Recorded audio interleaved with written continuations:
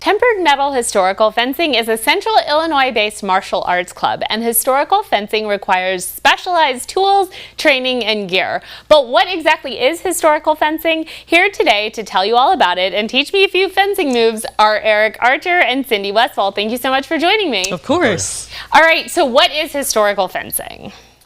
So what we train is a little bit different from the modern style of fencing, only in that we look back to much older sources. Most of the sources that influence modern fencing are from the 20th century and up to the modern day. And what our school mostly focuses on is Joachim Meyer's Art of Combat, which was written in Germany at the time, the Holy Roman Empire, in 1570.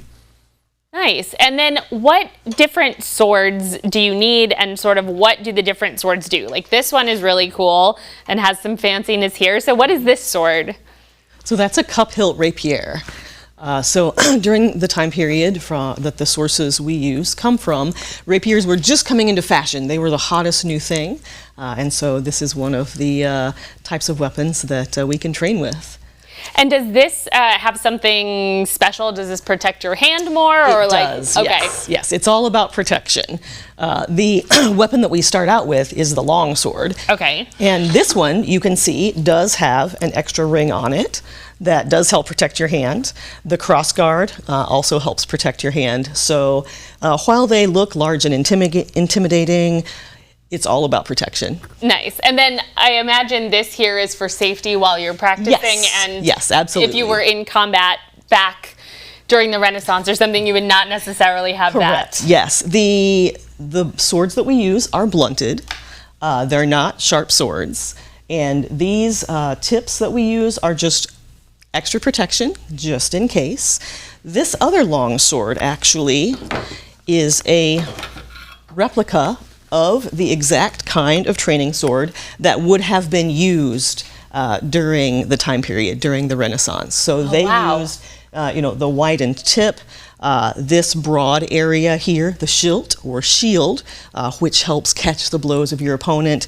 Those are all things that they used in fencing tournaments back in the day, and we still use the same kind of equipment today.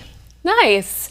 And then what about these swords? I see that there are more swords here on the bottom. This is another one that looks like it has protection, but it's much shorter. What is this one? So this one is a sail dagger, and you would actually place the sail here facing straight forward in order to catch any kind of incoming threats and protect your hand. That makes sense. And a very common pairing and usage for this would be to be in your left hand, while you use a rapier very much like this one is a very good fit for it in your right hand, so that you have something extra to protect yourself with. All right, so this would be small on this side, large on this side. I don't know how to stand, I don't know what to do with them. We'll get there in a minute, but for now. You actually took a really natural stance with it. So excellent. That was good. You're ready to swashbuckle. And is on guard, is that fencing? Is it, because I just naturally go like this and I want to say on guard. Is that correct, or is that the wrong time period? You certainly can, yeah. Okay. It is a slightly different place and time period from what we're doing, but it's totally correct for the situation. Excellent. It just feels natural and appropriate. All right, and then what about the rest of these down here? Here, I'll grab this one.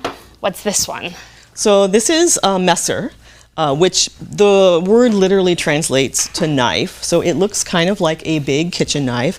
And this was a really popular everyday weapon in Renaissance Germany. Middle class and regular people carried it. If you look at the art engravings of artists like Albrecht Dürer, who portrayed everyday life scenes from that time period, you will actually see people carrying weapons similar to this. Right. And this one, you'll notice that it doesn't quite have as much hand protection. Right. It's a little more minimal. Okay. But it does have this projection out the side called the nagel or nail, and that serves to protect your hand. But I like it because it is, it's an everyday weapon, and it represents what maybe the common people would have used. Okay. And come on, it's pretty. I was going to say it has the fancy little jewels. Well, we have about a minute left, and I would love if you would show me maybe kind of like how I got a little bit into the stance. If you want to show me like a move, perhaps. Sure. Yeah, we can absolutely teach you one of our basic concepts of strength. by which, even though I'm a lot taller and stronger than you, you'll be able to keep yourself very safe. Okay. So I'm just going to put on a little bit of our safety equipment. Okay. I noticed he didn't bring a helmet for me. That's okay, though. We'll be careful. Your sword's going to be right in my face. Oh, I see. All right. So you need the protection. Very safe. Plus, I'm a beginner, so he doesn't trust me. I get it. So you could hold this one. Okay. We'll just place your dominant hand close to the cross. Okay. And, yep, just like that is great. Let's turn it a little bit so that the cross guard is in line with your arm. And then I'll have you scoot your hand all the way down. Oh, okay. Like so. Because you have a lot more control that way. You do, yes. All right. And so now, to achieve strength, you're just going to extend your arms all the way. Okay. And point the tip of the sword right at my right shoulder. Okay. And that is a really threatening position for you to be in, where it is very difficult for me to achieve anything from here. Gotcha. So if I place my sword up against yours, if you just brace, Okay. this angle allows you to put a lot of leverage in there. And even though I'm pretty tall and strong, it's almost impossible for me to overcome that position. Yeah, that's interesting because it's like being extended like that with this, I guess, weapon. It's like arm wrestling against somebody that's way bigger than you and actually feeling like you might win. Yes, indeed. That is a really good comparison. The angles are exceptionally important, and finding those correct angles at high speed is a key part of the art.